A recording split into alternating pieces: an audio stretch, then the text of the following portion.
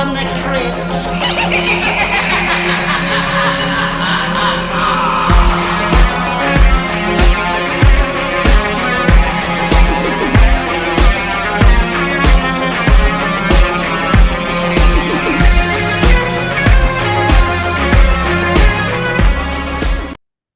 Hello, boys and ghouls. Welcome to episode 78 of Dads from the Crypt, the Tales from the Crypt podcast. My name is Jason. I'm joined by Jody. Hello.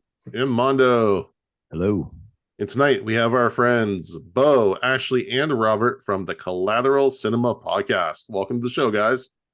Hey, what's going on, everybody? We're excited to be on the show. Yeah, actually, thank you for having us on. I know, like, we've interacted on social media, with each other for a while. I think on both Twitter and Instagram. Yeah, here and there. Yeah, definitely. No, that's one of the things I love about doing this is just all the people you get to talk to and meet and just chat. Tell me about it. I mean, we pretty much follow almost every indie podcast you think of now. I mean, so yeah, it's great to connect with people all across. I mean, even with the way Twitter is now, yeah, for as long as it lasts. So tell us about Collateral Cinema. Collateral Cinema is, we bill it as the only movie podcast that matters, and we typically focus on all kinds of movies, good movies, bad movies, and everything in between in the world of cinema. So yeah, check us out, and we also have a bonus type of podcast called Collateral Cinema Director's Cut. That's where we talk about more topical stuff. I mean, we've even talked about some Tales from the Crypt stuff on there. I think we talked about season one at one point. Yeah, we did do a Tales from the Crypt episode on the Director's Cut. Yeah. So our structure is most of the time we're kind of getting into just a movie as a whole. On most of our episodes, we're just kind of talking one movie review at a time. But with the Director's Cut, that's kind of where we bring some of our more topical content. In addition to covering, just whatever the heck we want. We also will check out new movies at the theater and kind of do like at the movies type stuff. We also occasionally do commentaries for patrons or also on the Director's Cut. So yeah. And very soon we're going to start actually asking, like once we get enough patrons, we'll go ahead and start asking them to choose our Patreon commentaries. And from time to time, we'll also throw a tweet out there, and we will list just 4 random movies to do a free commentary on the Director's Cut. So nice. Yeah. Look for those tweets here or there. We'll probably send one out here pretty soon. Which Crypt episode did you cover? Which we actually covered all of season 1. Nice. Season 1. Oh, nice. And we did a review, like a mini review of Bordello of Blood. Yeah. Oh, I'm sorry. Is it weird that I'm not that bothered by Bordello of Blood? I mein, it really, Dennis Miller and everything, but I don't know. Maybe I've just seen so many crappy movies by this point that it's not it's more. I have definitely seen worse. It's like just a mess. It's very meh, very bland. But we can get into that. And just a little teaser that actually I was recently on another podcast called Reels of Justice, who will be our guest next week. And I prosecuted Bordello Blood. I won't give away the final verdict, but oof. Yeah. I was like, and I told them I hate to do this to you guys to make someone defend this movie, but they actually did a good job. Oh wow, excellent. Let me just ask the traditional questions we ask of our guests. When did you first start watching Tales from the Crypt, and what are your favorite episodes? Well, I'll go ahead and start. For me, man, it goes all the way back to when I was a kid. I mean, I wasn't really allowed to watch like R-rated or anything graphic on cable or anything. So, my mom, she had the parental locks and everything, but I figured out how to get past them. And Tales from the Crypt was one of those series that I really kind of dug my feet into, really, And I think that honestly, one of the very first episodes is my favorite, the Santa Claus episode. Oh, yep. Yeah. All through the house, yeah. Yeah, that's such a classic, memorable episode for me, And also the one, I don't remember what it's called, but I think that there was like a music promoter. He was stealing from a charity, and then he started hearing something in his ears, and he had to all the Q-tips. yeah, he had to with the Q-tips in his ears and everything. Mhm. That one Yeah, was that crazy. was for crying out loud. And we have an interview with the guy. Oh, really? That's I awesome. think Aaron Eisenberg, I believe is his name. Lee Oh, that Lee is so Arndell. cool. We are now. Yeah, close. That is Something awesome. like that. One of those names. Yeah. Cool. All right. What else? Who's next? I think I saw it like in the 90s on HBO when I was just a kid. That's when I really picked it up. And I think, one of my all-time favorites is, Brad Pitt's episode King of the Road, Mhm. Oh yeah. Mm-hmm. with the car chase scene, Yeah. beat the devil, that's pretty cool. Yeah, it's a pretty intense episode, actually. I'm not gonna lie. We rewatched. I think we shit all over it. I'm sorry. Well, the problem with that episode is if you're watching the whole series, it just sticks out because it wasn't meant to be a Tales episode.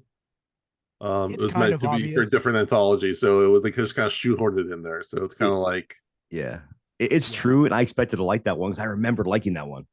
I kind of liked it, but I can see why it wouldn't. It feels weird to someone who was watching through the whole series. Yeah, definitely. Ash, what's your experience with Tales from the Crypt? So, unlike my co-hosts, I'm a little newer to the series. Mhm. I hadn't actually watched Tales from the Crypt until I started talking to these guys and we started podcasting together. So, I don't have as much of a background with it. I mean, we watched all the way through season 1, like we mentioned before. I've seen the odd episode thrown on here and there in the background. As far as, favorite episode of what I've seen, honestly, out of what I've seen so far, I mean, I'm maybe this one, the one we're going to talk about, to be honest. Oh, nice. All right. I don't know. I could have sworn that we showed you Demon Knight at some point, right? Oh yeah, Billy Zane's Demon Knight, Yeah. Yeah, I think so. Huh. Yeah. But yeah, no, I've really enjoyed kind of getting into the series, and I guess that'll be kind of my perspective here. Is this kind of it's a little bit fresher. It's only at the last couple years or so. Yeah, we have a Tales newbie right here. I bet you didn't even know that there was a Saturday morning cartoon, Tales from the Crypt Keeper. ABC As well. Family. I Yeah. did know about that. You did know about that? Oh, Yeah. Yeah, that just kind of blows the mind, the kind of marketing they did with this show. I know it was crazy. All I just right. love the idea that somebody was sitting around watching this show and thinking, you know what, we need to make a version for kids. Kids. Well, then would love again, this show. look at all the action figures for movies Mhm. like Aliens or Terminator 2. I mean, those were decidedly not kids movies. Oh yeah. Yeah, I remember RoboCop figures when I was a kid. Like Yeah. that movie Oh, was yeah. definitely not for a kid. No, They'd even definitely not. have. I've got the unrated Criterion cut right here, and it's like, no, that movie's not for kids. It's so good. Yeah. Such a good Awesome. movie. I love it. But I remember being a kid, you'd see in comic books, like comic books Mhm. aimed at children, Yep. Freddy ads and Jason ads and all the Crypt Keeper ads. It was such a Yeah, different time. you could like buy the prop glove, like just a very cheap Mhm. version of Yep. Freddy's glove. Yeah. Wait, Robert, didn't you have something like that you ordered recently, or that you wanted to order? You Oh. were showing with us a Freddy glove or something. Yeah, I think it was like a Part 4 glove I wanted to get. Nice. Yeah. From like Trick or Treat Studios, Oh yeah. They make good stuff, and the guy that actually did the mold for Trick or Treat, he's called, I think, Nightmare Gloves on Twitter or Instagram, but apparently he's like years out if you want to get a glove from him. Oh, Because I've always man, wanted that a new sucks. Nightmare glove. I have no idea how much it'll cost me, but I emailed him a couple times. He never got back to me. So yeah, it's a handmade product and everything. Yeah, it's all handmade. Oh, Yeah. yeah. Handmade glove. Oh yeah, that makes sense then. Wow. Yeah. All right. We're going to shift to announcements for just a brief minute. We are in the midst of doing our social media raffle. If you're watching this episode on the day it comes out, the contest ends tomorrow, Monday, February the 20th at midnight. So hurry up and enter. If you go to the link in our Instagram bio and our Twitter, and also we've been posting it all over the place, you still have time to enter. There'll be 2 winners selected, and they will each receive a $25 gift card from our friends at Fright Rags. Also, we want to give a shout out to our newest Patreon subscriber, Alyssa. Not only has she been on a few of our episodes, she's a great friend and amazing teacher, but she also is launching her own podcast that focuses on werewolf movies. It's called The Silver Scream. And you can follow her on Twitter at More Werewolves and on Instagram at Silver Scream Pod for updates. And we'll definitely be having her on the show to talk more about it in the near future. For sure.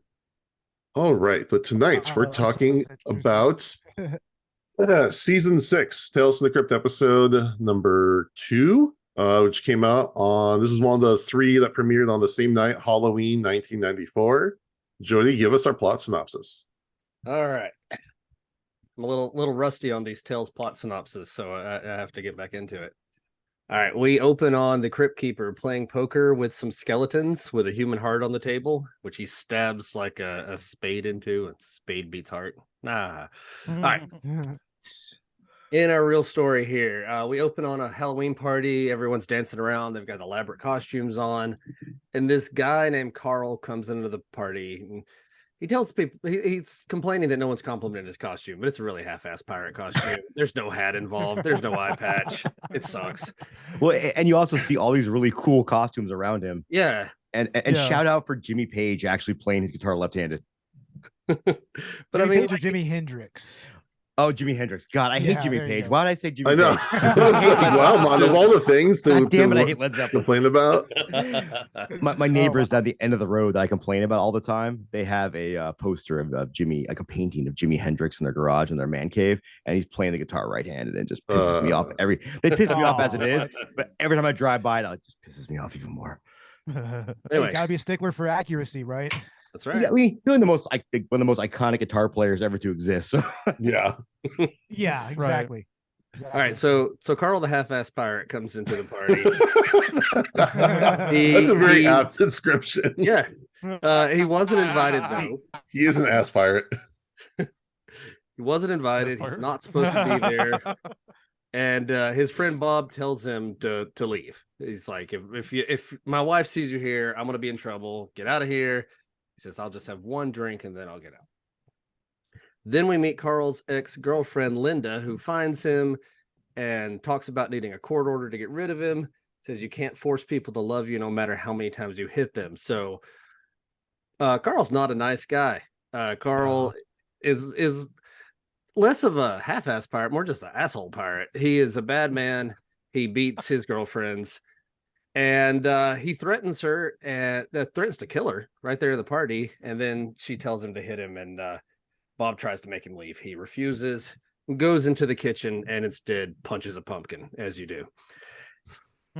In the back of the room, there's a woman in this like pleather bag costume and got a really strange mask. Like, it's really creepy. And she says that he has quite the temper. And he tries to justify himself by saying certain actions deserve justifiable actions. Oof. Yeah. But the woman agrees with him. And she mentions that she's dressed as a body bag, calls herself a synthetic shield with a corpse inside, a come as you are kind of thing. So we're all dark and gothy here in this kitchen. And for some reason, she invites Carl to leave with her. He asks her what her name is. She says, you choose what you want it to be. And he says, Molly. Then she says, what a coincidence. And I'm not really sure what the coincidence was. But anyway. I was wondering, was like a drug reference or something? No. I don't know. No. Not in 1991, I I just- don't think. 4. Yeah, I'm not really sure that Molly, as we know it right now, was really that prevalent, other than in the underground rave scenes at Right. that time. So Yeah, this seems a little too early for Molly. It was probably like knowledge. Quaaludes back then or something, right? It was I mean, like I'm sure they had Something like ecstasy. that. They just didn't call him Molly. Right. yeah. But anyway, so that happens. I don't know why, but it happens. They arrive at this decrepit building, and Molly immediately takes off the dress, saying that it's too hot, and then inviting him to touch her thighs because what was it she says she can cook on them? Like, God, I don't know. Light a match. She said Light a match. could Oh, light burn lucky a strike. pack of cards or something Burn a like lucky that. strike. Yeah, No. Yeah, It's cigarettes. a burn a pack of lucky strikes. that's And right. then I think that Carl said something. Oh, along the this lines is a like, whole you carton. could- Yeah. Yeah. You could burn a whole carton. Oh God. She had a big ass house in New York City, though. I'm just saying it's pretty decrepit, but that'd be like $9,000 a month easy, right? Something tells me she was squatting, but we can get Yeah. Yeah, I get that idea. She's Yeah. not Probably. for this. But anyway, he touches her thigh and she makes some suggestive moves. And then Carl, being the genius that he is like, we go have sex. Which almost blows it right there at that moment. But they get it going again. They agree to leave their mask on and not find out any more about each other. Just first names only, mask only. And so they have sex, and Molly teaches him to get rid of his anger through sex.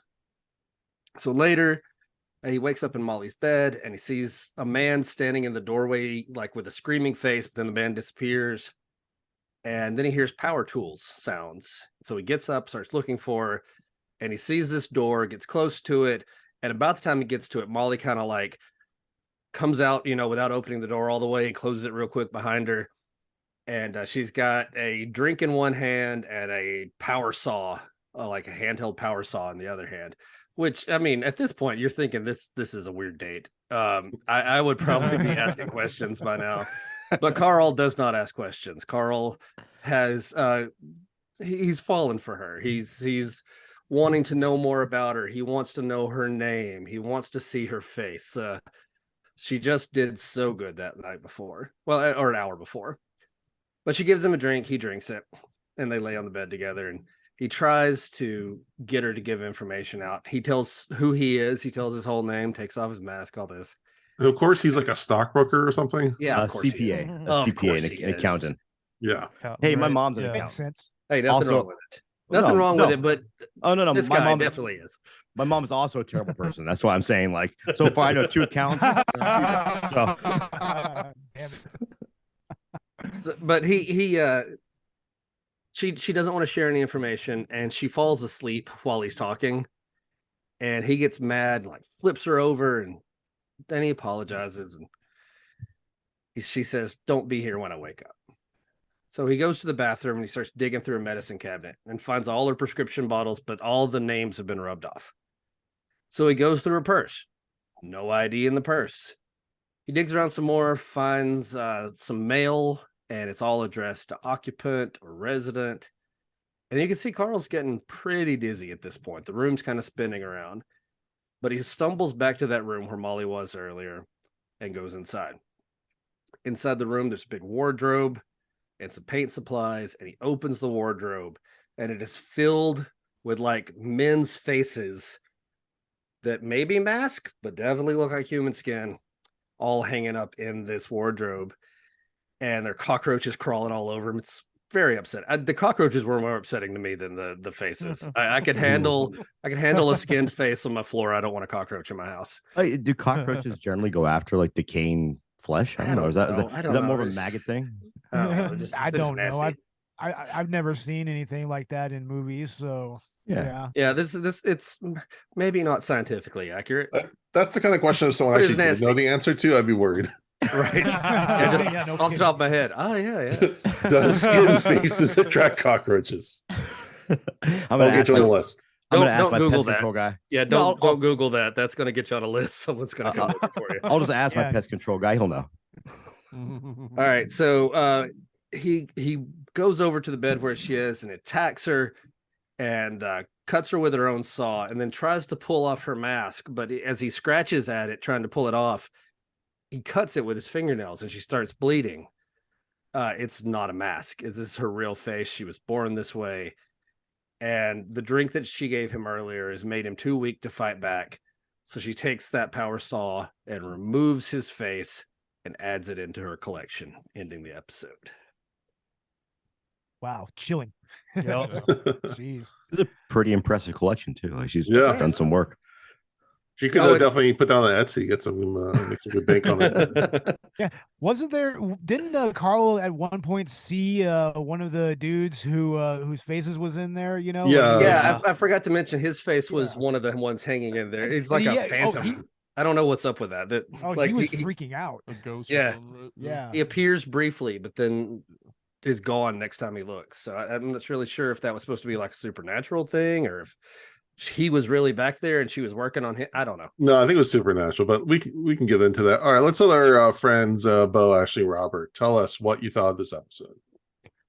First off, I kind of feel like this episode is more or less Last Tango in Paris meets Texas Chainsaw Massacre a little bit, you know, because it kind of has that element, you know, like in Last Tango where Brando's character meets this girl and they just go on this tryst. They have no, they don't want to know each other's names. They don't want to know each other's information, but eventually one of the guys, the guy kind of breaks down and starts giving that information. And then, you know, it just doesn't lead to good things, and just throw in a dose of good old Leatherface and his propensity for wearing masks. And you kind of got this episode more or less, but minus also, the stick of butter. Yeah. Oh, yeah. Oh, yeah. That's a whole can of worms right there. But also, I think that it's an interesting take on a whole femme fatale scenario, you know? Yeah, I kind of have a headcanon. Like, I feel like she only goes after bad men, like abusers and yeah, no, because Carl is very much just shown as incredibly unlikable from the get-go. I mean, yeah, fuck that guy. He's stalking his friend's girlfriend, his ex-girlfriend, for Christ's sake, you know? I mean, he obviously doesn't respect boundaries, you know, but he goes from like promising like, oh no, you're different from the others, I would never do that, and then within not even a minute, yeah, as he does, gets fucking violent with her. Like, it's not it's not a good scenario at all. It's not a good look at all. But I mean, that seems to be up with Tales from the Crypt. Protagonists are often unlikable. Very much so. Yeah, that's kind of a huge point and a running theme throughout most of the Tales of the Crypt episodes, is that a lot of it is just bad people getting their comeuppance, you know? Oh yeah. I mean, in a way they work as morality plays in a way. Yeah. You know? I mean, and sometimes this one right here is very much I was gonna say sometimes they try to give them like something somewhat not redeeming, but something to like cling on to help you relate. This is like probably one of the most through and through like detestable people on the show to get their comeuppance. Really, like, fuck this guy. You're waiting for it to happen to him. Yeah, exactly. But I mean, honestly, I think this is a fitting comeuppance for him. I mean, she's very much like she's a faceless woman, you know. I mean, she's pretty much every woman that he's beat and he's exploited and he's just used, you know, and it's just finally being turned back around on him. Right. I think that's why I like it. Yeah.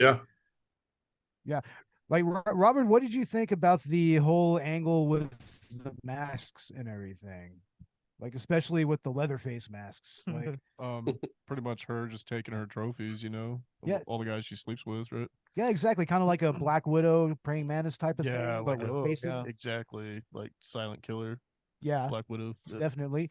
It makes for an interesting kind of really mysterious serial killer character in a way, because it's obvious that she's been doing this a lot. Yeah, you know, right. And if you take Ashley's headcanon about all these victims just being abusers, I mean, maybe she's kind of a purifying force in a way, and kind of a angel of death. Yeah. She can only come out. She can only come out to like costume parties and Halloween night, right? Yeah. I mean, that makes sense, because that's the only way that she can get away with being out in public and out with her face like that. I mean, unless she has some other elaborate way of making herself up to move along, daily life or whatever. Right. Do you guys think that the white paleness of it is paint, or is that literally how her face is? I think that it's probably some kind of putty or something like that. I'm not really sure what she's made of. She says that she was born that way, so I mean, it looked like flesh when he was ripping it. Right? Well, I more mean like the complexion, whether she's making herself to look like a doll to make it look more. The complexion, maybe so. I think. I guess that would make more sense. Yeah. The only indication that we see that she uses any makeup is near the end, where she takes the blood off of the saw and uses that as lipstick. Right. Yes. So yeah. I mean, maybe she does.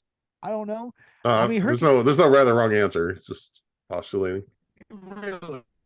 Her condition reminds me of of a condition that called Harlequin babies. I mean, yeah, go look that up. I mean, it's a very horrifying thing, and that's all over a baby's body and whatnot. So, but I mean that's the only other thing that I can think of that could give that type of facial birth defect. Yeah. But yeah, I mean, honestly, I also like how edgy she is. Oh, yeah. She is like pretty much every goth girl's like. Well, I'm gonna take that back. Now that we have Jenna Ortega's Wednesday.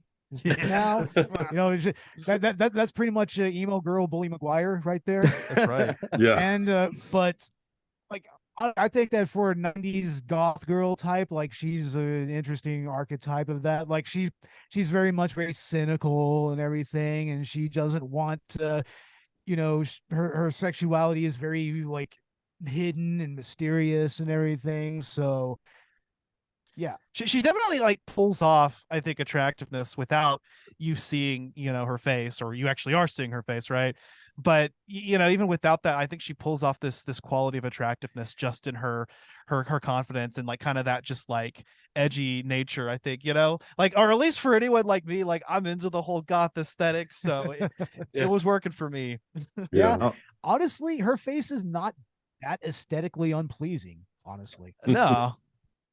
Yeah, I mean, the whole mask I thought was pretty creepy, but I think I still would have fallen for it too. Like, I mean, if I was Carl, I'd probably follow her home too. I don't care if it's June, but the mask stays on. I don't care what month it is. All right, let's move on to Mondo. Right? Mondo, what'd you think of this episode? Oh, yeah. I really enjoy this one. I think everything you said is accurate too. And at the beginning, I thought they were going to kind of go almost into like she's going to be a succubus or something like that, taking these terrible human beings and sucking their souls out or whatever. So I was kind of intrigued because the name is Only Skin Deep. I'm like, well, they got to do something with the face. And then I thought, well, maybe that's one of her victims. This is decayed and she painted over it. But I really like the direction they went in there. If I have any really complaints about this, I really hate when this asshole shows up at the party and the guy who it's his house doesn't just drag him out by the collar and say, get the fuck out of my house. Yeah. All right. Yeah, and he's very much the cuck in that situation. Well, yeah, very much so. And it's one of those things when you hear women say, like, hey, if you have friends that are like this and you're part of the problem, this guy was obviously part of the problem too for staying friends with this asshole. Well, he didn't invite him to the party, for the record. He did not invite him to the party, but still, like, there's someone in my life who is an abuser, and if he showed up at my house at a house party, he's going out the back door one way or another. It's not going to be a question of who, and I'm sure everybody would back me up on that. Like, 100%. Yeah. Same here. Yeah. No. So I was like, get this fucking guy out of here. So I'm glad he got his in the end. The weird part about it was kind of in the middle. It was almost shot like I was thinking maybe a mid-90s grunge band kind of music video where they had that sweeping shot that came on the bed, and I was thinking, oh, this is a Days of the New music video or something like that. That's all I could think of was MTV. We can get into the pedigree of this a little bit because the director did do the House on the Haunted Hill remake and Fear.com, so that he's very much in that vein. Nice. I looked up what he did, and what I thought was really cool was from this to you can definitely see his style on there, right? And I think he cleaned it up a lot for House on Haunted Hill when he got money to kind of see his vision. Because I'll be honest, that the ghoul or whatever, the ghost, really threw me off. Yeah, because he had that really weird scene where he stuttered, and I'm like, am I watching a music video now, or am I watching a Tales episode? Yeah, we probably didn't need that per se. But I get where it leads to him finally having the realization of opening the wardrobe and seeing the masks in there. But I'm always impressed though when you can have such a small set and such a small cast and have two people that can just play off each other though and still make an entertaining 25 minutes or however long it was. So again, we talk about this, how everyone says, you're getting into the doldrums of Tales from the Crypt. I think we're actually 2 for 2 so far this season. And I'm kind of excited to see where we go from here. I know it's not always going to be this good, but I'll take it for now. Yeah. Jody. Yeah, I enjoyed this one. It was a good welcome back since I wasn't on for last week's episode. I thought it was a really strong episode. You've got those two characters and the way they interact. I mean, they really have to carry this whole thing, right? And they do. I think they make it interesting. They have this kind of tense but interesting relationship, and I like that she made him fall for her before all this happened too. Like he became, as somebody who is a manipulator, and you could tell that that's kind of his whole thing. He was manipulated this entire time, and I like that that's what happened to him. He deserved it. And I definitely think sexually there's something in that for her, right? Like it's a one day, like you guys mentioned, there's one day that she can come out and be herself. So she's gonna, she's gonna do what she needs to do to stay happy as well before she takes their face off. Yeah. John Travolta would have loved this movie. Totally, right? Nicolas Cage. Yeah. Fucking A. Well, I enjoy a irredeemable Tales villain, and he definitely was, because I like an episode of Tales where I'm waiting for something bad to happen to somebody. It's going to in most episodes, and sometimes you're dreading it, but this time, I was definitely looking forward to whatever was going to happen to him, and I'm glad for it. It was good stuff. Yeah, it's kind of a mission with oh, we freeze. Oh. We froze up for a little bit there. Sorry. Your video is frozen, but you guys are good. Okay, good. Yeah, I don't really remember what I was going to say, so. Sure, I'll hop in. I love this episode. This was one I very, very distinctly remember watching. I must have been 13 or 14, and it was on Fox, so they must have cut out some of the sex scenes. But yeah, I definitely was. As a young pubescent boy, I was definitely feeling things about this character. Yeah. Imagine if you'd have seen this on HBO, like you. I know. And I'm gonna go kind of reverse on it. So the main actress in this who played Molly is Sherrie Rose, who's a fantastic actress. She started off on a couple episodes of Full House and Married with Children. She was previously on Tales From The Crypt on The Dead Man's Chest, playing another really kick-ass character. And then she had a small role in Demon Knight. And she's just all around a badass chick. She's just awesome. And something about the way she plays this character is just so captivating to me. This is one I would love to see, like, more of her story. Like I could watch a whole movie about that character. And get like, the rest of the background, or like her like stalking other men, almost like a promising young woman, starring like a Leatherface kind of character. Yeah, I could see that. I'd watch it. Yeah, definitely.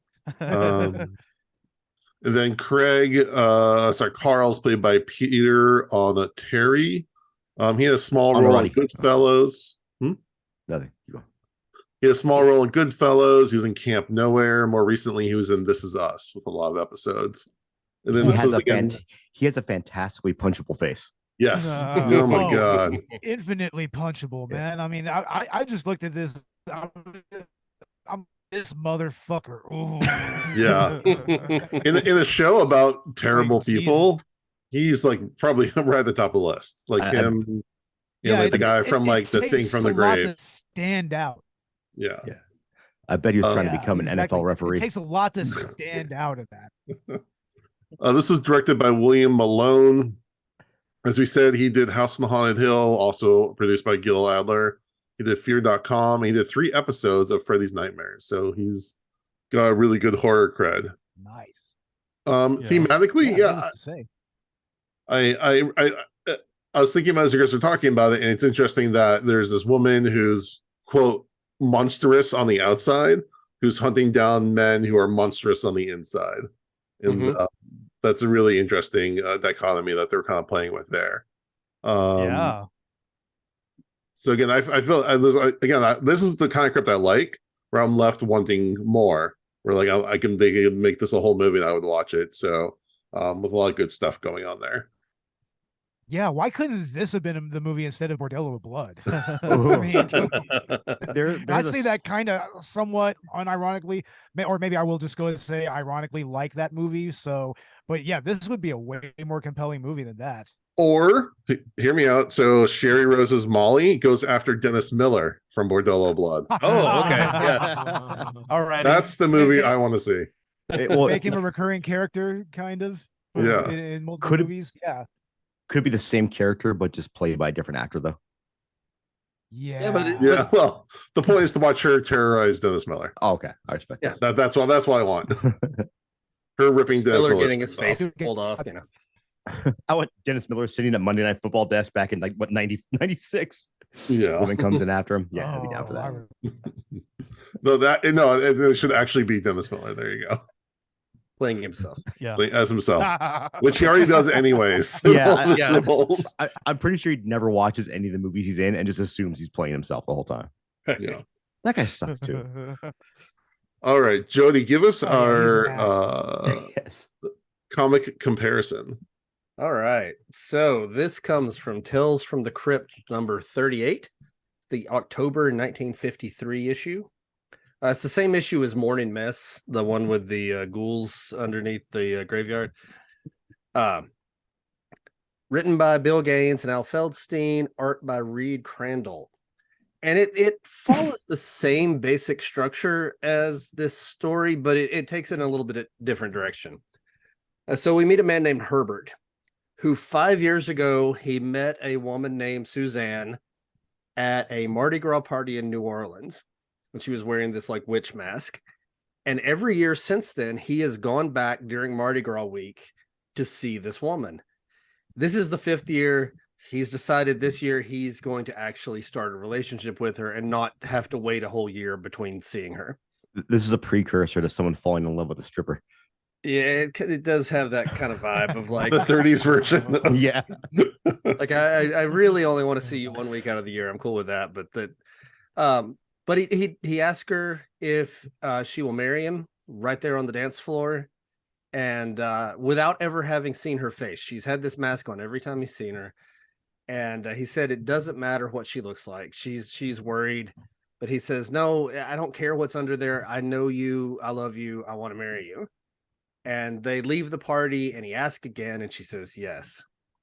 And he tries to take off the mask to give her a kiss. She says, no, we need to wait till we get married, and let's do it right now. And so they find a justice of the peace who's willing to stay up late and marry 2 people who are dressed in costumes. And he does it. And later in their hotel, he again tries to take off the mask, but she turns off the lights.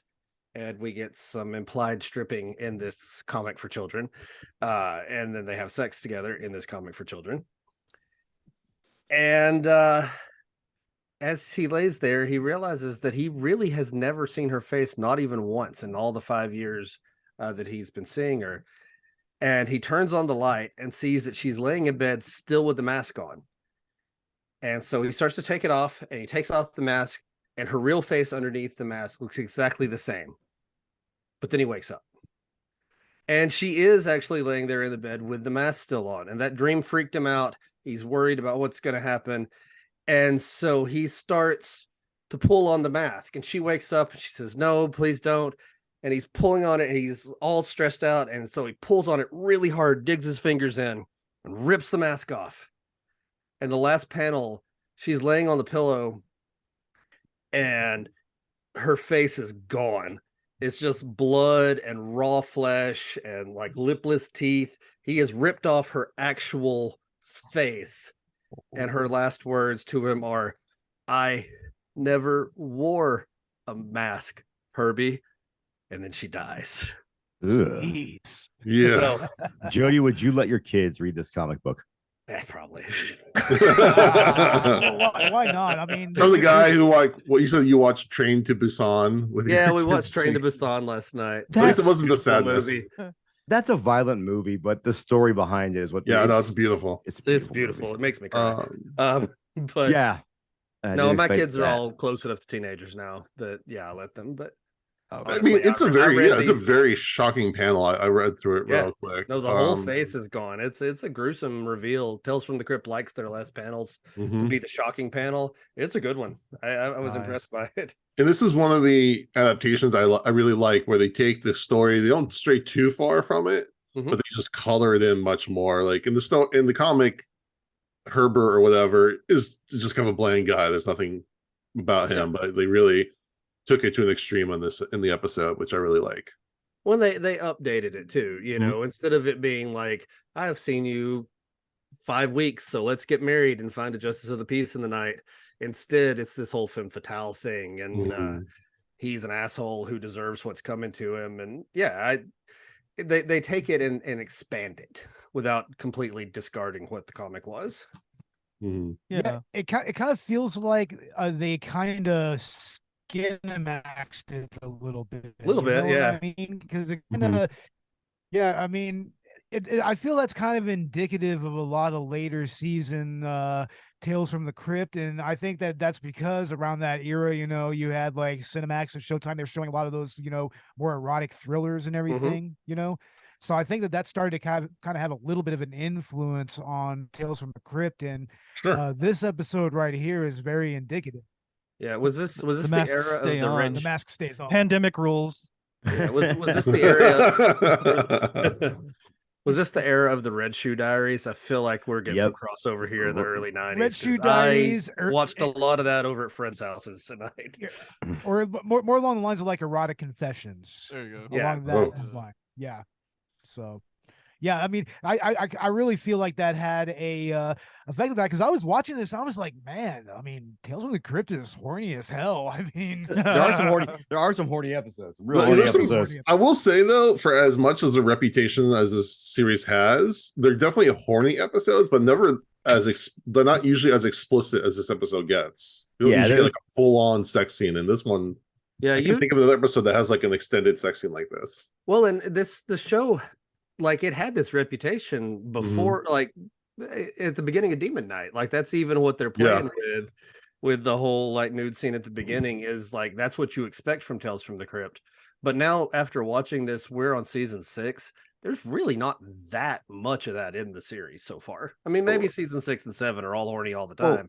I don't know. It hasn't been so far. We are Maybe for the time it was, and we're just desensitized. Yeah, so we're also watching it through a 2023 lens now at this point, where it's. I guess have you seen that thing that people are talking about on Twitter where younger people are getting mad about sex scenes in movies, saying they're not consenting to watching it? It's like, fuck out of here. What? Yeah, apparently a real watching the fucking movie. Yeah, exactly. I read a tweet earlier today that said all Gen Z wants is for the Hays Code to be re-implemented. Like, I don't know. I don't put a whole lot of stock into that whole thing. Gen Z. Whatever. Oh yeah. I'm sure it's blown out of proportion, but I just think still that like there are a handful of people who are very uncomfortable with it. But then I see their tweets though, and they're like, "Yeah, I hate watching this with my parents." I'm like, "You're 14, stop it! Watch this movie in your room, kid." It's a vocal minority on Twitter. It's a vocal minority. Yeah. Exactly. That's what I'm about to say. It's always usually like some journalist makes some puff piece based off of like one or two tweets that somebody said on Twitter, and it's blown up to mean like, oh, this is the entirety of the left or something like that. Well, I will say I went to see Infinity Pool yesterday. Has anyone seen it? No. No spoilers, I Jason. want to see that so no bad. spoilers, but there are some very explicit sex scenes in this movie, which it's Brendan Cronenberg. You expect that kind of thing. So one of my favorite Twitter comments. Go ahead. Sorry. So one of my favorite Twitter comments was someone saying, "You guys are scared of sex scenes. I watched Secretary with my parents when I was 15. Cowards." Well, no, I was sitting next to a boy who had to have been between 13 and 15. And like I said, there's some very, very explicit scenes in this movie, and I'm like, he's there with his father, and I'm like, this feels weird. Very weird. None of you motherfuckers warned me before I took my child to go see Midsummer, so just saying. Well, and then I was watching Seinfeld last night with my wife, and it was the episode where he goes to Schindler's List and makes out with his girlfriends. Yeah. And then I totally had this flashback to when my parents took me and my sister to see Schindler's List on Christmas Day. And my sister, I must have been 14, and my sister must have been like 9. And I remember my sister like bawling throughout the movie, and my parents taking her out either. Jeez, I have this image of you in the 1950s. You're not, it didn't come out of the 50s, but your dad just dressed as business suit mad on Christmas Day, going, "Fuck it, kids, we're gonna go see Schindler's List. Fuck Christmas." I mean, we're Jewish. That's what we do. We go see movies, and that was the movie to go see. For some reason, my parents thought it was okay to take us. Oh wow. Damn. And I texted my sister. She's like, "I don't remember this, but it explains a lot." When I traumatize my kids with movies, I at least have zombies in them. Come on. Yeah, it's something fun. Oh, dude, I would have rather taken her to watch Cannibal Holocaust just than have to sit through that scene. For the record, she was 17 at the time, so it's not like but God damn it. Fuck that. All right. Do we have any final thoughts on this episode? Okay. Then let's move to our episode reading. Oh. Go ahead. No, go ahead. Okay. Well, you can give your final thoughts while we do our ratings. So we do 0 to 5, 5 being the best, 0 being the worst. You can do half points. Jody, we're going to start with you. All right. Yeah, this one feels like a solid 4 to me. It's a really good episode. Really enjoyed it. All right, Mondo. Same boat. I'm going to give us a good solid 4. All right, and we'll go with Bo. I'm going to go with a 4 as well. I mean, this was a very well constructed episode, really well acted. I mean, both of the actors, I mean, they really, really even chewed scenery here and there, and it was very enjoyable. Yeah. So yeah, it's definitely the kind of episode that I expect from late season Tales. So yeah, Okay. a solid 4. All right, Robert. I'm gonna go 4 too. I remember watching this episode and I hadn't seen it in a while, and it really reminded me of something out of the Masters of Horror collection. You know? Yeah, Mhm. I see that for sure. It's kind of really exciting watching that again. All right, and Ashley. I'm gonna give it a solid 4. Yeah, I'm gonna give it a solid 4.5 Ooh. actually. Nice. An extra 0.5 for comeuppance. Definitely, yeah. Yeah, I'm gonna go with the assholes get their upcoming. Yeah, I'm going with the 4.5 as well. I think this is such a really kind of elevated episode with the directing and the acting. I just think Sherrie Rose is just so damn good at this, and Peter Ontari is just so good at being so bad at this, like detestable. They just really everyone brings their A game. It makes, again, I saw this when I was, again, probably mid 90s, something like that. I remember it very well, so it like made a real big impression, and that earns a little extra for me. Carl's the kind of guy that call holding the last 2 minutes of the Super Bowl. Ouch. Okay. Now a word from our Uncle Al. And we're back. All right, Mondo, give us our song of the day. All righty. I'm gonna go with a man, I'm having trouble to remember what bands I've done before, and I'm trying not to repeat, and I've repeated many times, but I'll go with a band from Australia as a shout out to our good friend Aussie Andy, all the way out there in the land of spiders and plants that will fucking kill you if you look at them wrong. It is a band called Advent. Yeah, have you heard of that one plant that if you brush against it, it's like excruciating pain for up to years? Ooh. What the fuck, Australia? God damn it. Jesus But Christ. no, I want to go to Australia, but I'm afraid. I'm like afraid of everything in Australia, except for the people. The people are amazing, but the fact that like you walk outside your room and you look at a plant and now you have like leprosy. I don't know how it works. But the band I picked is a band from Australia. They're a black metal band that released their last record in 2019. So I hope they're still active, but the first album I heard from them was called As All Light Leaves Her. Came out in 2015. And the song I'm going to pick off this record is called Skin to Suffer In, which I think fits really well with this episode. And the band members, this is the only band they've ever really done. So I don't have like a cool story I can give you guys, except for I had to buy this on tape when it came out because there's always been this really big like tape resurgence in the metal community because they're cheap. And you can put them out for a decent price and people can buy your music and listen to it, even though it might not be the ideal format. But there's something still that's nice about putting a physical analog piece of media and listening to it that way. So yeah, Advent Sorrow, Skin to Suffer In off the record As All Light Leaves Her from 2015. Check them out. It's always good to support independent music and independent artists. Well, I mean, it is black metal. I mean, it makes sense that it would be on an analog format. That to me, that's the best way that black metal sounds. You know? Well, they actually best. You know, they have actually decent production. Whereas, like, you know, some of those bands, it's like they took a boombox and threw it into a closet, closed the door, and recorded 3 rooms away, and hoped it sounded okay. I kind of like that aesthetic though, the real proto black metal Dark Throne sound. Dude. Like, yeah. Same boat. Like I'm a huge black metal geek. That's my shit. Well, I mean, I love grimy. Just sometimes it works, sometimes it doesn't. Like But the one thing about those early bands that were really good, though, even though they had lo-fi production, you can still hear the instruments. It wasn't. I think it's weird when modern bands like go out of their way to have horrible production when you can still have it be analog and have it be kind of gritty. But I don't want it to sound like your guitar is run through like a Fisher Price karaoke set or something. Yeah, Well, like- exactly. I mean, I'm an audio engineer and a music wow. producer. I have produced a band before, so I mean, I actually prefer to go with as natural a sound as possible. I mean, even love it. using like less microphones on a drum kit, you know, like I mean, you don't necessarily need. I know that metal drums need to be really, really like ultra isolated and everything, but I mean, sometimes you can do a lot with just like a kick mic, a snare mic, and maybe just a few overheads. You know, You're a man close to my you can heart. do a 'cause lot with those. I think one of the problems with modern metal and modern, like I can't listen to most modern death metal because it's so overproduced and it's so Yeah, it just doesn't sound organic. Nothing about it sounds organic. And I'm calling out all most modern metal vocalists too. Like back in the day, these guys just destroyed their throats. They're like, fuck, I'll destroy my throat. I don't need to learn how to do this. But there was a quality to that was endearing. Whereas now everything sounds so produced and so clean. It's like I miss the days of hearing a band that sounds like it's four guys jamming in a living room and they set a microphone up. exactly. It doesn't sound like there's actual people in a room jamming. I mean, I understand that when you're tracking, I mean, that's kind of the point a little bit, but you usually have like scratch tracks, you know, where you get the band together and they play out their you mic them up and they play, you know, and you build the mix and you build everything off of that, you know, you build your mix. I'm so happy right now. Yeah.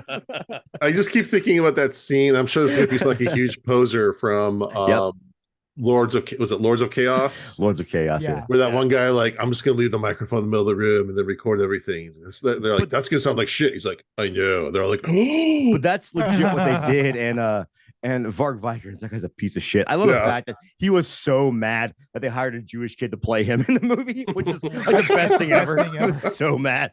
That's an awesome FU. But he literally, when he recorded the first Burzum record, just found the shittiest microphone he could possibly find, which is just like I get that there's so many musicians who will never tell you that their band was that band was their inspiration because of what he did was revolutionary, but the guy still fucking sucks. Yeah, that guy really sucks. Yeah.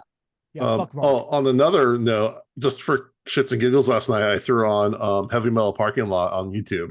I haven't seen that. Wow. You've never seen Heavy Metal Parking Lot? No, I know exactly what it is, but I've never watched it. It's amazing. I love it. It's only like 20 minutes, but just the perfect slice of like a moment in 1986 or whatever. Oh, what's crazy? Like back in the day, you go to these shows like out here in Vegas, at least Thomas and Mack Center, and the parking lot was crazy. People just doing drugs and drinking. You don't get that anymore because now all the shows out here, like the big shows, like when Max Cavalera bands played, the Cavalera brothers played, it was at the Mandalay Bay. So you park in the parking garage, have to go through the elevator through the nice casino. But me and my buddy go into the elevator, and this guy runs up to us, goes, "Bros, I have beers for you." So he hands us beers. I'm like, "Well, I'm gonna drink this with him." He goes, "I'll be back. I forgot my drugs." He goes, "I have drugs, but I forgot my other drugs." And I was like, that's all I could think about. Like, I haven't experienced this since I was like 19. Wow. And then we saw him later at the show, and he punched me way too hard in the shoulder. I'm way too old to get punched that hard in the shoulder. Yeah, that's my recommendation. Everyone go Google or YouTube Heavy Metal Parking Lot. Man, I guess they're gonna talk about metal for like hours and hours and hours. Hell yeah, so much. man. All right. Well, we got Jody winning in the wings. Jody, you have some horror news for us? Yeah. So I just wanted to take a moment of appreciation as a horror fan for how much horror is coming out right now. Like there are tons of horror movies. This is just what's come out, or some of what's come out in the last week. Okay, we got The Outwaters, which is like a found footage type movie that's being compared to Skinamarink, which, you know, it's not for everybody, but I'm glad that it's getting out there. Did you watch it at CFF? No, I didn't. If I can, I'll give a short review of it. As in, if you hate shaky cams, Yeah. but it's worth watching. And it was one of the movies that I watched. And I was like, and the last 20 minutes, I'm like, what the fuck? So it was getting a thumbs down for me. I'm not gonna lie. And in the end, I'm like, yeah, thumbs up. It turned it around for me, and I'm excited for what that director does next. Well, speaking of things that I'm excited about, there's a movie called She Came from the Woods, which is a camp slasher with Yeah. William Sadler in it. Yes. New camp slasher, new William Sadler. It's my love language here. Yeah, supposedly. So we occasionally do reviews for Blanket Horror, and they said they have a screener, and I need to follow up on that because I want to watch the fuck out of that. Another one is another love language of mine, Consecration, which is a nunsploitation movie with Jenna Malone in it. So, yep. Again, speaking my language. Fuck yeah, I have Killer Nun right down here, man. Nunsploitation is this shit. It's good stuff. Jody, you have like a whole episode about like a 3-hour like odyssey. Yeah, on my and Joe's podcast, which we haven't done an episode in a while, but No Film Left Behind, we have like a 3-hour discussion of about 7 different nunsploitation movies, including Benedetta that came out last year. Awesome. Hell yeah. It's really good. You guys did a really great job on that. And by the way, I actually respect the fact you guys have so much time between episodes, because for me to get through 3 hours of anything, it's going to take me a few months. So yeah. And here, just some other ones here. These are mostly titles: Attachment, Daughter, The Unsettling, Yellow Dragon's Village, Woman of the Photographs, They Wait in the Dark, Mean Spirited. These are all new horror movies that came out this week. Ooh. So we are getting tons and tons of stuff. Some of it in streaming, some of it in theaters. There's just so much coming out. We've got some big name stuff coming out. The new Scream is putting out all kinds of trailers lately. It's a cool time to be a horror fan.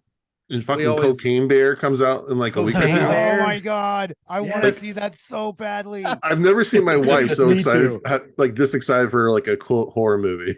Yeah, man. I knew Cocaine Bear was going to be. It can't be bad. There's no way the movie can be bad. Even if it's bad, it's going to be fun. And as long as it's not boring, that's all I care about. Well, it will not be boring. The minute the trailer popped up and the bear is having an own internal monologue, I'm like, I'm in. Like, I don't even care what happens after this. Like, me and my wife are trying to figure out how we can I can play hooky from work, so we can go see it without having to get this for the kids. Can you just call out? You allowed to call out of work? Is that a thing?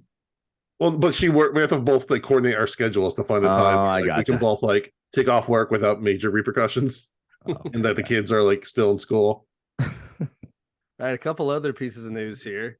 Speaking of big studio horror again, Jennifer Love Hewitt and Freddie Prinze Jr. will be returning for a new "I Know What You Did Last Summer" sequel. Nice. They might be going that legacy sequel route, with the old characters and the new characters together. But yeah, I mean, I'm down for more of that. Who's directing that? Slashers have come back. The director is Jennifer Caton Robinson. She made a movie called Do Revenge last year. Okay, cool. Oh, Do Revenge with that guy from The Office, right? That was Vengeance. Sorry. Yeah, that's something different. But yeah, I like that slashers are coming back. We went through the torture porn, we went through the artsier style, and now we've kind of got two things going at the same time. You've got that skinamarink, liminal spaces, make you feel creeped out horror, and then you just got slashers again. And I'm glad for slashers to be back in theaters again. That makes me happy. Hell yes. Plus it's nice to see some 90s slashers get a little bit of a reassessment as well, Yeah. People are realizing oh fuck yeah, Scream was always awesome. I know what you did last summer. Damn, I mean, that's good stuff. It's maybe we can get a sequel to The Faculty or something. Or I was gonna say a proper sequel or whatever. I was gonna say Urban Legends. Give me another Urban Legends, man. Or that. Yeah, right. I love it on internet rumors. You could do an Urban Legend on creepypasta stuff. Oh yeah. Oh, that would be so cool. I mean, I think at this point too, they could even start remaking some of those old, lesser known slashers. I'm Madman with the bookstore is one of my favorite slashers of all time, and or the Prowler, or just Prowler, oh man, dude. He has that movie, Robert, right? Prowler, maybe Intruders or something, or Intruder. Yeah, Intruder is the one in the grocery store. Yep. Yeah, we did an episode on that, and I mean, we relate to that because we all met at a grocery store. We all worked together there. That's awesome. Yeah, that's cool. I love a slasher in a unique location. Just put it in some place I haven't seen a slasher before, and you've got me. Has anyone else seen Sick? But no. I fell asleep, and not that it was a bad movie. I'm just old and tired. Yeah, that's all. No, I thought that was a great throwback. I thought it was a great throwback slasher. I really enjoyed it. Kevin Williamson was involved. Kevin Williamson's having a resurgence all of a sudden. I love seeing all these names come back again. My last piece of news is the Remedy Entertainment game developing company. They've said the CEO has said that Alan Wake 2 is at the point of development that is playable from start to finish. So Alan Wake 2 is not too far out, it sounds like. And I love Alan Wake. It's such a cool game. Alan Wake almost reminded me like of a playable at the Mountains of not the Mountains of Madness. I always want to call it that, in the Mouth of Madness, because it's such a I really liked Alan Wake. You've got the right, and I love the combat in that game. If you haven't played it, you're in the dark for the combat scenes. Like during daylight, you're safe, but at night, things will come at you, and you've got a flashlight and a gun. You stun them with your flashlight and kill them with the gun, and you're safe anytime you can find like a street light. And so you're just running through the dark in a blind panic, trying to get to the next street. It's a really cool game, and I'm down for more of it. Yeah, I think on Steam it's like $5 for the entire collection. Yeah, the original one is cheap, so get it. Yeah, nice. That's all I got. Maybe whenever that comes out, we should cover it on Collateral Gaming. Yeah, that's we haven't gotten into the Alan Wake franchise. Yeah, I mean, I never really got into Alan Wake that much either. I mean, I always understood it as kind of well, like you said, in the Mouth of Madness, but I also kind of remember it being compared to like being a playable Stephen King movie, kind of. As well. Yeah, it's an author. Oh, so definitely. Yeah. Well, I think it's even set. I think it's even set in that same like Maine. Maine, yeah. That's what we need, like a first person or something Stephen King movie, video game. That'd be so amazing. Yeah. Like maybe Stephen could even write a script for it or something. Yeah. Yeah, it's fine. I think like middle-aged Stephen King would be like, "Fuck that, video games aren't art." But old Stephen King would be like, "Fuck yeah, let's do this." Or just have John Carpenter. Or here we go. Stephen King. It could be 2 playable characters: one Stephen King, one John Carpenter. Nice. John Carpenter is just angry and in his office making music and playing video games. Yeah. John Carpenter's mad because someone came in and busted his Xbox Series X, and he's got to go find a new one. Okay, John Carpenter is a gamer. John Carpenter. You go one step further. You play John Carpenter playing a game about Stephen King. And while you're sitting there, your phone's lighting up with tweets about you, and you have to respond to them properly. Yeah. John Carpenter, you smash his Xbox, he's like, "Oh god damn it, I gotta make another Halloween movie to get another one." Gotta go do 3 more scores. My favorite Carpenter quote ever is when someone goes, "How do you feel when they make a new Halloween movie?" He goes, "I don't know, but I'm pretty happy the check comes in the mail." Exactly. He said that exactly. He's like, "Yeah, whatever. I make money. Who cares?" You know, he expressed interest in doing a Dead Space film, and somebody needs to make that happen. John Carpenter could make that happen. I mean, he did the thing. We talked a few weeks ago. I just started playing that remake, and holy shit, that movie terror. I had to put that shit down to like, give me easy mode, because I can't deal with 2 of these creatures at once trying to fight them. It's just too intense for me. I'm too old to handle that. Yeah. Okay, well, let's move on to our dad advice section. I don't know if any of our friends from Collateral Cinema are fathers or not, but I'm a dad. There we go. I'm a dad of a 4-year-old. Oh, please share us your wisdom. My wisdom. Or any, we ask for like mentor advice, any advice you guys want to give to our audience. You have to deal with this young, angry creature. How do you do it? Honestly, like I kind of just try to talk to her like she's just a person, that's kind of what I figured out is just kind of try to reason, try to explain if you can. As far as advice goes, as it pertains to the episode we did, don't be a fucking creep. Yeah. Don't be a fucking abusive asshole. Seriously, yeah. And don't get involved in guys like that either. That's advice I hope my daughter takes to heart. As an uncle, I'll say just don't be the creepy uncle, be the cool uncle. Well, I mean, it does kind of tie back into the title of the episode, only skin deep. So like, even if someone is beautiful on the outside, they could be a real piece of shit on the inside. And absolutely, if anything, they've been enabled by being a cool, beautiful person. Yeah. To be able to do terrible things to people. Yeah. Yep. Definitely. Yeah. I've got teenagers now, and so there's starting to be a little bit of interest in dating and stuff like that. And I'm trying to just, again, talk to them in human terms, like real people, and give them some advice to be like, just be careful. Be careful who you get attached to. Some of them are crappy people and some of them are good people, and feel it out and see what kind of person you're dealing with. One of the tough things is no one's ever going to be good enough for your kids. It's just how it is. No, you're gonna look at them and you're gonna be like, none of us are perfect people, right? We all have our flaws, but like the person they're dating had the same flaw you have. People like, yeah, fuck that guy. He doesn't, whatever. But I think it's important to understand though, you can never be that parent that says like you can't date this person because they're Cowboys fan. Like fucking like who would do that? That's a valid point. Oh no, sorry. But what I mean though is like you'll find that like no one's ever gonna be good enough for your kids, but you have to understand though there's a reason why your child's attracted to that person or why they have, and that's not for you to understand or you to know, and you just have to support them. But also, like Jody said and you guys said, push them in the right direction of not being with a piece of shit, not being a piece of shit themselves, obviously, and being a good person. But I mean, it kind of goes down to like, if your child's into something, horror movies or metal or something, at least that used to be considered out of the norm. And I'm like, I don't care. As long as the kid's a good person, they can like whatever the fuck they want.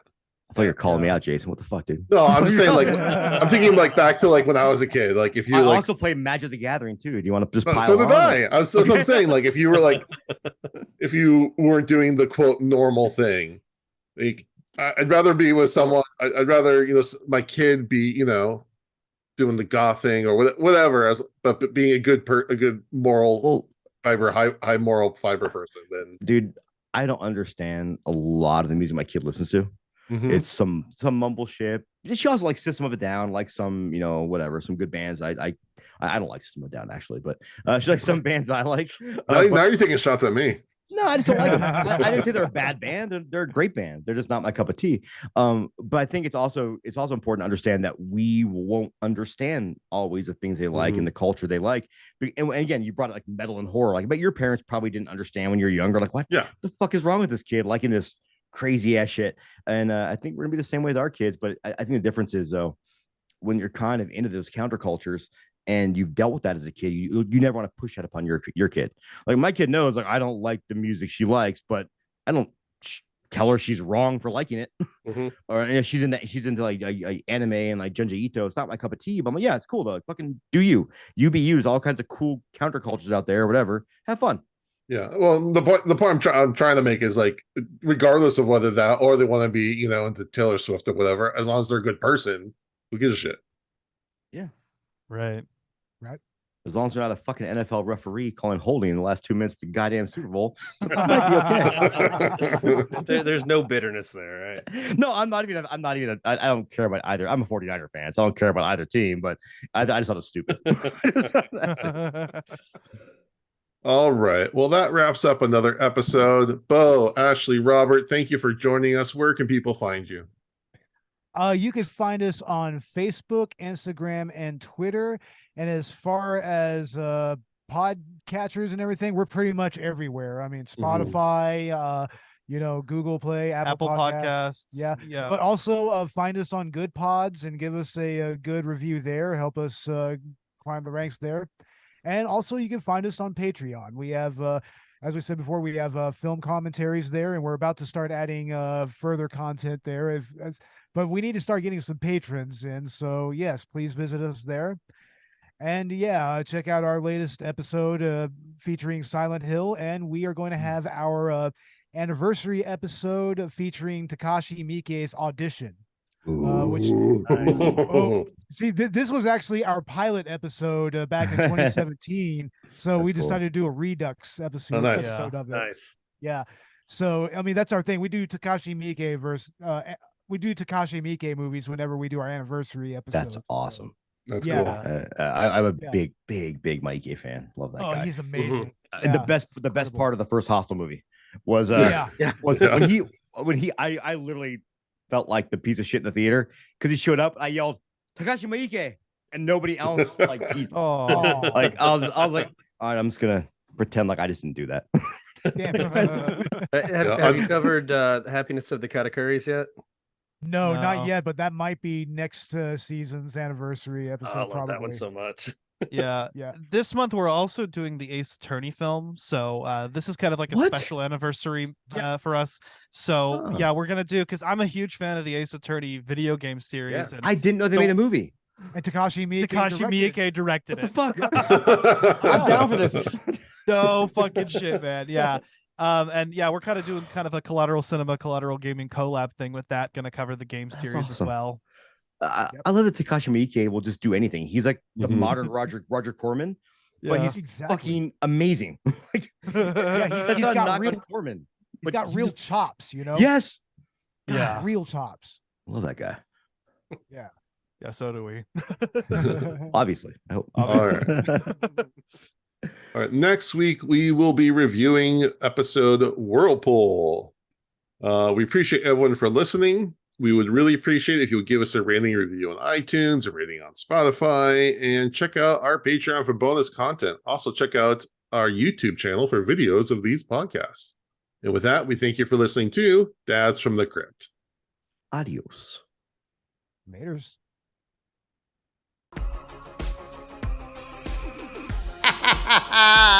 Follow Dads from the Crypt on Facebook, Twitter, and Instagram, or I will follow you to the grave. No, seriously, you really should watch. But be careful what you ask for. You may get it.